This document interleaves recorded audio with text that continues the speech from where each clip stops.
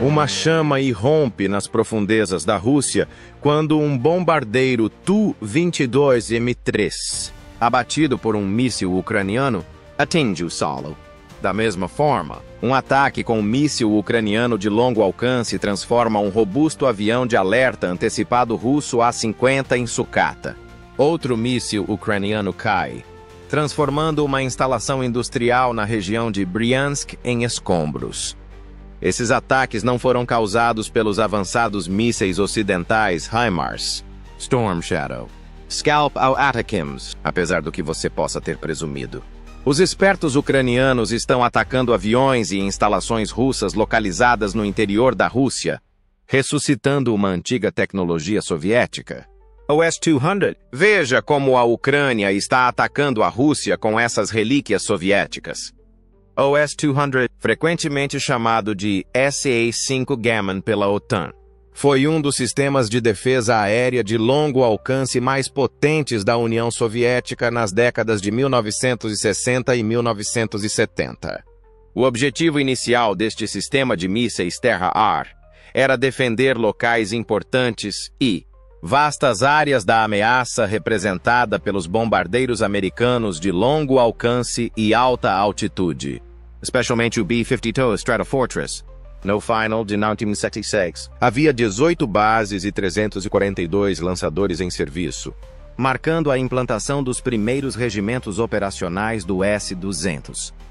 No final de 1968, havia 40 locais de lançamento e, no final de 1960, no final da década de 1970 e início da década de 1980, o número aumentou de forma constante para 100 lançadores e, em 1990, atingiu o pico de 30 lançadores e 130 locais de lançamento.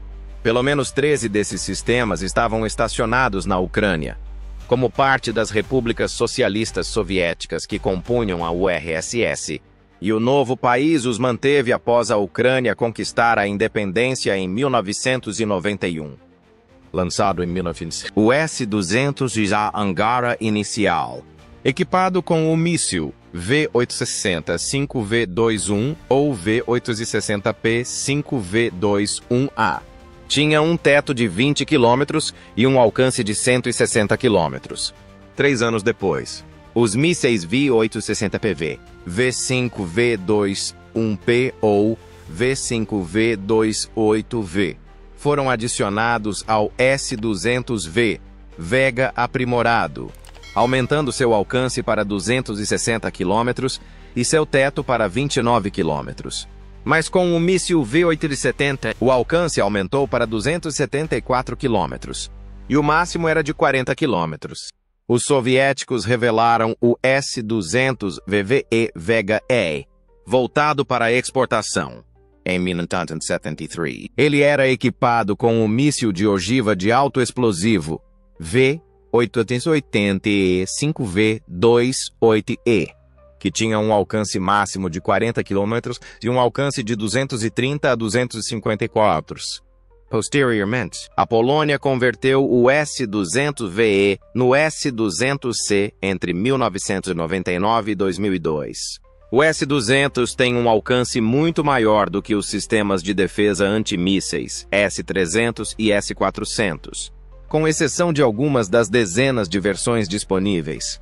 Desde então, a Rússia introduziu os sistemas de defesa antimísseis S-300 e S-400, e atualmente está lançando o S-500, supostamente de última geração. O alcance efetivo da maioria das variações é de apenas 64 a 160 km. Um dos 5 motivos pelos quais o S-200 é tão benéfico para a Ucrânia é seu longo alcance, de até 257 km ou mais, como veremos em breve. O tamanho da carga útil é o segundo. Os S-200 ucranianos são equipados com o míssil 5V28E ou uma versão modificada dele. Acredita-se que centenas dos mísseis originais tenham sido estocados pelos ucranianos antes do início da invasão russa em fevereiro de 2022. O Instituto Internacional de Pesquisa para a Paz de Estocolmo, ao CIPRI, apurou que a Polônia forneceu à Ucrânia 20 mísseis e um sistema S-200 Angara em 2023, apesar de nenhuma transferência ter sido declarada anteriormente. A Ucrânia já havia recebido mísseis de defesa aérea SA-3 atualizados da Polônia, que ainda utiliza armas soviéticas obsoletas. O 5V28E pesa incríveis 8 toneladas. Tem mais de 10,6 metros de comprimento e cerca de 76 centímetros de diâmetro. Sua ogiva de fragmentação de alto explosivo, pesando 205 quilos, é carregada com 90 quilos de explosivos 16, zéus de projéteis de fragmentação de 2 gramas e 21, 7 projéteis de 3,5 gramas. A ogiva foi projetada para destruir objetos a até 200 metros de distância, dentro de um cone de 36 graus, quando ativada por um fusível de proximidade de radar. E ainda é bastante eficaz nisso, com base em fatos dentro e fora do campo de batalha. 4 propulsores de foguete QS-25, alimentados por combustível sólido, cada um queimando por 3 a 5 segundos e produzindo cerca de 160 toneladas de empuxo, são usados para lançar o míssil. Os propulsores são liberados do foguete em pares e caem após a queima. Um propelente extremamente tóxico, composto por 2 partes, alimenta o motor de foguete 5D67 Sustainer, de combustível líquido, que é o seu segundo estágio. O primeiro é o combustível TG-02 Salmon, composto por 50% de trimetilamina e 50% de xilidina. Isso é combinado com o agente oxidante AK-27P, composto por 24,28% de tetróxido de dinitrogênio e pelo menos 69,5% de ácido nítrico puro. A queima no segundo estágio leva entre 51 e 150 segundos. A altura operacional do míssil representa a terceira vantagem da Ucrânia. A variante 5V28E pode atingir alvos a altitudes de até 133, 900 pés, com uma altitude mínima de 980 pés além de 24 milhas e além de 300 pés em distâncias mais curtas. Seu alcance mínimo de engajamento é de 11 milhas. Isso torna o míssil perfeito para atingir aviões espiões russos e bombardeiros de alta altitude, especialmente quando combinado com sua velocidade, que é seu quarto benefício para a Ucrânia. Os ucranianos afirmam que as velocidades dos alvos podem, na verdade, se aproximar de Mach 4, mas elas ficam entre Mach 0,29 ao 200 mph e Mach 3,5 ao 700 mph. Isso indica que o míssil leva apenas 215 segundos para atingir seu alcance efetivo máximo de 138 milhas náuticas. Sem mencionar os sistemas russos abaixo da média, mesmo sistemas ocidentais sofisticados como o Patriot americano e o Iris-T alemão têm dificuldade em rastrear e destruir mísseis que se movem a essa velocidade. Portanto, apesar de sua idade, o 5V28I é grande, rápido e extremamente destrutivo. Ele pode atingir alvos no ar ou no solo a grandes distâncias ou altitudes. O sexto benefício que o míssil oferece à Ucrânia é que ele funciona de forma semelhante a um míssil balístico de longo alcance. A ausência de um arsenal de mísseis balísticos de longo alcance tem sido uma fraqueza proeminente e controversa nas defesas da Ucrânia durante o conflito. Esse tipo de arma permite que a Ucrânia ataque aeronaves russas bem atrás das linhas de frente, aumentando significativamente sua capacidade de defesa aérea. Como resultado, a Rússia é forçada a atingir alvos mais próximos das linhas de frente com seu suprimento mais restrito de mísseis caros e de longo alcance, além de lançar ataques aéreos a uma distância maior. A Ucrânia também pode atingir alvos mais distantes dentro da Rússia, como locais de produção e aeródromos, usando mísseis balísticos de longo alcance. É de conhecimento geral que, a princípio, as fontes ocidentais de ajuda militar à Ucrânia hesitaram em fornecer mísseis de longo alcance, especialmente para ataques em regiões profundas da Rússia. Elas estavam preocupadas com duas coisas. Em primeiro lugar, alguns países estão preocupados com o esgotamento de seus próprios recursos finitos. Em geral, A produção desses mísseis não é rápida nem barata. Em segundo lugar, eles temem represálias da Rússia. Moscou afirmou repetidamente que fornecer à Ucrânia mísseis de longo alcance capazes de atingir o interior da Rússia é uma grande linha vermelha. Alegaram que cruzá-la teria repercussões terríveis, como o potencial uso de armas nucleares na Ucrânia ou ataques contra os países que as fornecem. Eventualmente, países como IUA, Reino Unido e França cederam e enviaram à Ucrânia sistemas de lançamento e mísseis como Scout, Storm Shadow e HIMARS, respectivamente. A Ucrânia permanece otimista de que a Alemanha eventualmente aprovará o fornecimento de seus mísseis Taurus de longo alcance sob o novo chanceler Friedrich Merz. Por mais de 2 anos, o governo do ex-chanceler Olaf Scholz hesitou antes de finalmente recusar. A Ucrânia tem feito uso eficaz dos mísseis da OTAN que lhe foram fornecidos, atingindo um número crescente de alvos mais distantes no interior da Rússia. Mas eles simplesmente não têm o suficiente à disposição para causar danos devastadores e extensos. Por isso, os inovadores e dedicados ucranianos têm se dedicado diligentemente a desenvolver seus próprios mísseis balísticos de longo alcance. Seu sucesso tem sido tão grande que o presidente ucraniano Volodymyr Zelensky estabeleceu uma meta ambiciosa em dezembro de 2024: produzir 3 mísseis internamente até o final de 2025. A Ucrânia tinha apenas um míssil de produção nacional, e apenas algumas centenas deles em seu arsenal quando a Rússia invadiu a Ucrânia em fevereiro de 2022. Com um alcance máximo de 300 km e uma velocidade máxima de 900 km por hora, esse é o míssil antinavio Neptune. Em 14 de abril de 2022, este míssil afundou espetacularmente o cruzador russo Moskva, um ativo de 750 milhões. Após 3 anos, a Ucrânia anunciou pelo menos 4 novos sistemas que estão em desenvolvimento ou em uso em combate. O primeiro, o Long Neptune, é um Neptune de longo alcance que está sendo aprimorado com foco em atingir alvos terrestres. Com um alcance estimado de 700 km, o segundo, o Palaionitsha, é um drone híbrido com foguete. Sabe-se que ele passou por 18 meses de desenvolvimento, passou por todos os testes e está atualmente em produção em massa, enquanto a maioria das outras especificações ainda são secretas.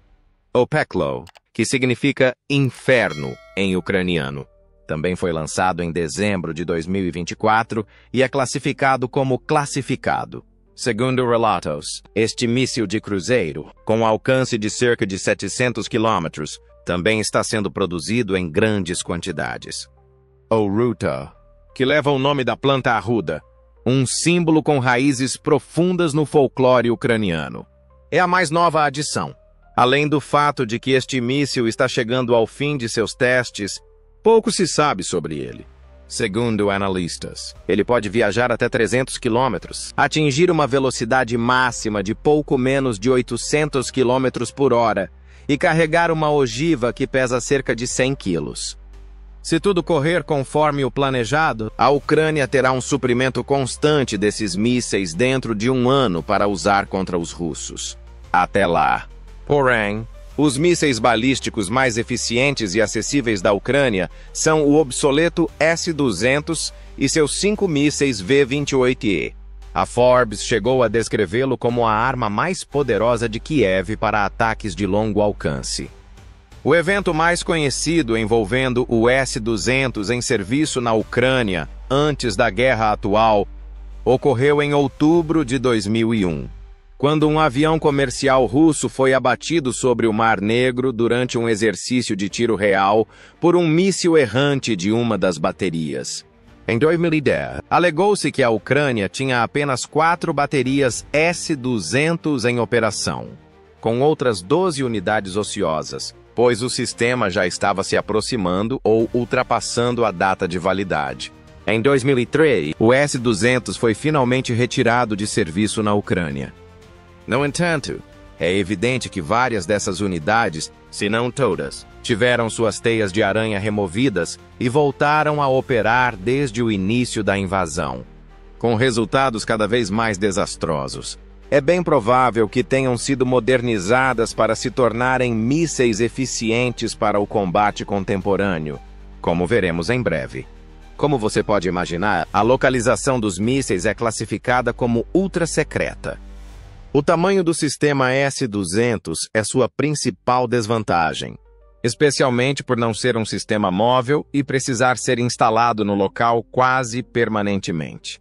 Os soviéticos usavam o sistema S-200 em baterias estáticas, que geralmente incluíam 6 lançadores de trilho único, um radar de orientação de mísseis, um radar de busca e aquisição de alvos, como o P-14 Tall King, um radar de vigilância de longo alcance, como o 5N62 Square Pair, e vários outros componentes de suporte.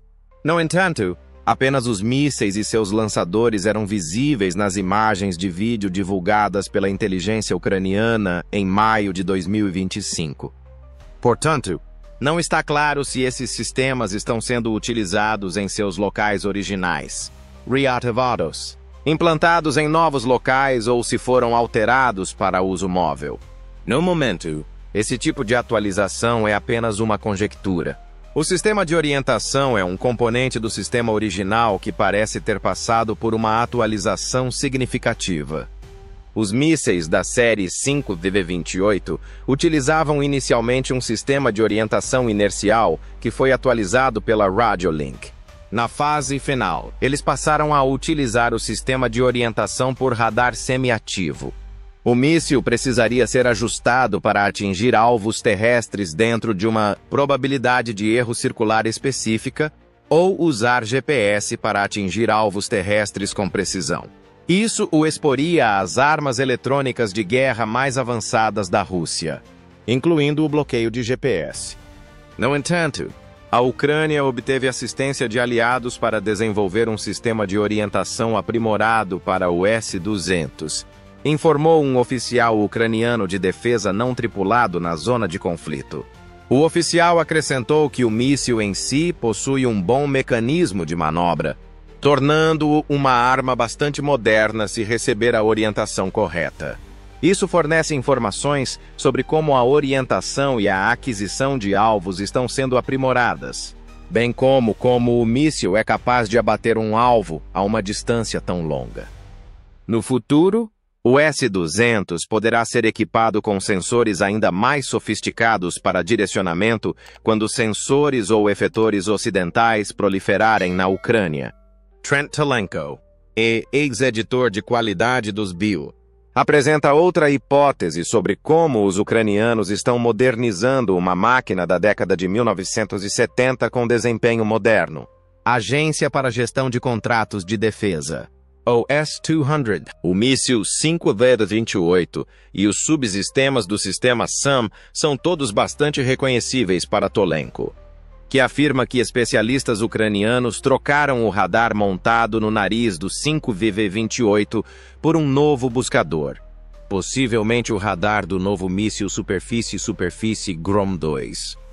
Com um alcance de 500 km e um radar de ondas milimétricas compatível com a Sena, o Grom-2 é um foguete de estágio único, movido a combustível sólido, capaz de alterar sua trajetória com precisão à medida que avança em direção ao alvo. Sem dúvida, há espaço para o pequeno radar do Grom-2 no 5V-28. Segundo Telenko, ele é grande o suficiente para acomodar centenas de quilos de explosivos e um radar de ondas milimétricas.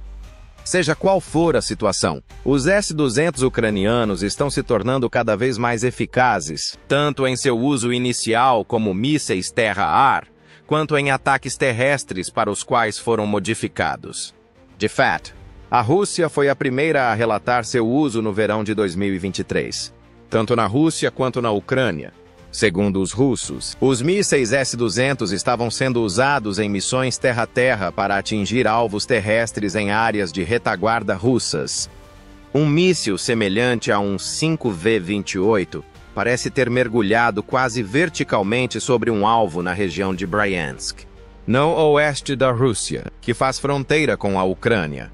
De acordo com um vídeo dessa época, outro filme da mesma época parece mostrar um 5VV-28 mergulhando verticalmente sobre um alvo, que seria uma serraria no vilarejo de Bitosh, na região de Bryansk. Além disso, fontes russas de 2023 afirmaram que ucranianos usaram o S-200 para atingir a ponte de Kerch, que liga a Rússia à península da Crimeia, e a base aérea de Morozovsk, na região de Rostov. Uma tentativa de usar o sistema para atingir a ponte também foi noticiada pela mídia ucraniana. Ao norte da península de Taman, que faz fronteira com o Mar Negro ao sul, o Mar de Azov ao norte e o Estreito de Kerch a oeste. As defesas aéreas russas teriam derrubado pelo menos um míssil, segundo relatos russos. O Mar de Azov teria sido o local onde os destroços do míssil interceptado caíram. A ponte de Kerch foi temporariamente fechada em decorrência do incidente, independentemente de ter sido atingida ou não. O sistema de orientação do S-200 provavelmente possui GPS e é tudo menos antiquado, como evidenciado pelo fato de ter sido usado para um ataque tão preciso. 17 dias após o ataque à serraria, um 5,28 caiu na cidade russa de Taganrog, que fica a 160 quilômetros da linha de frente e a 32 quilômetros da fronteira com a Ucrânia. Em outro ataque verificado, o bloco atingido não tinha nada claramente de uso militar, mas estava claramente se dirigindo para a base aérea de Taganrog, localizada a noroeste da cidade. A grande base foi então usada pela Força Aérea Russa para voar bombardeiros Tupolev Tu-95, aviões de carga e drones. Devido a este e a inúmeros outros ataques ucranianos que ocorrem a uma distância comparável das linhas de frente, a Rússia agora frequentemente lança suas aeronaves militares de muito mais longe no interior do grande país. E mesmo assim, elas estão longe de ser seguras, especialmente quando o S-200 está envolvido. A cerca de 160 quilômetros da linha de batalha, em 14 de janeiro de 2024, um jato Beriev A-50 com radar de alerta antecipado da Força Aérea Russa foi abatido sobre o Mar de Azov por uma bateria de S-200, possivelmente a antiga bateria soviética no Dnipro. Durante a mesma operação, um posto de comando aerotransportado, Il-22, teria pousado em uma pista vizinha, apesar de ter sido irreparavelmente danificado. Então, em seu ataque mais notável até o momento, o S-200 abateu um bombardeiro estratégico russo Tu-22M3 que sobrevoava a Rússia em uma missão de combate em pleno ar, acima do Krai de Stavropol. A Rússia possuía apenas 60 desses bombardeiros em 2018 e, desde então, parece que se concentrou principalmente na produção do mais recente e sofisticado bombardeiro Tu-95. De acordo com o Ministério da Defesa da Rússia, o Tu-22M caiu durante o retorno de uma missão de combate devido a um problema técnico. Após o incidente, um segundo bombardeiro a bordo teria retornado. Um membro da tripulação foi considerado morto e outro foi dado como desaparecido. De qualquer forma, esta foi a primeira vez desde o início da guerra que um desses bombardeiros com efeito de retrocesso foi dado como desaparecido em voo. Antes da queda, 3 Tu-22 dispararam mísseis do Mar Negro, a oeste de Sebastopol, contra a região da cidade de Zatoka, na província de Odessa, de acordo com diversos canais de monitoramento do espaço aéreo ucraniano. Ilya Yevlash, porta-voz da Força Aérea Ucraniana, disse à AFP que o bombardeiro abatido também participou de ataques com mísseis contra Dnipro e Kryvyi Rih, que resultaram em pelo menos 7 mortes, incluindo 2 crianças e 35 feridos. Esta aeronave foi responsável pelos bombardeios de Kryvyi Rih e Dnipro. Ela alegou que aplicamos nossa retribuição às nossas cidades e ao nosso povo. A operação envolveu uma emboscada de uma semana, na qual as forças ucranianas esperaram que o bombardeiro russo atingisse o alcance desejado, disse Kirill Oberdanov, chefe do Departamento de Inteligência da Ucrânia. ao HUR, a BBC Ucrânia. Além disso, ele revelou que os mesmos métodos e técnicas usados na derrubada anterior do A-50 foram usados para atingir o bombardeiro estratégico a uma distância de mais de 300 quilômetros. Desde então, não houve mais relatos de que o S-200 tenha sido usado para destruir aeronaves russas ou alvos terrestres localizados no interior da Rússia. Em vez disso, a Ucrânia parece ter confiado em seus sistemas de defesa aérea ocidentais para destruir drones e aeronaves, enquanto usava Storm Shadows, HIMARS e drones de longo alcance para lançar ataques dentro da Rússia. Qual será o próximo alvo bem-sucedido? Então, pode ser um Tu-95 ou algo mais exótico. Mas uma coisa é certa. Esta antiga fera restaurada é uma flecha útil na aljava da Ucrânia até que ela desenvolva um arsenal considerável de novos mísseis balísticos. O desenvolvimento do S-200 nos lembra que a criatividade frequentemente surge dos lugares mais improváveis. A tecnologia por trás da guerra também muda. Agradecemos seu interesse nesta reportagem.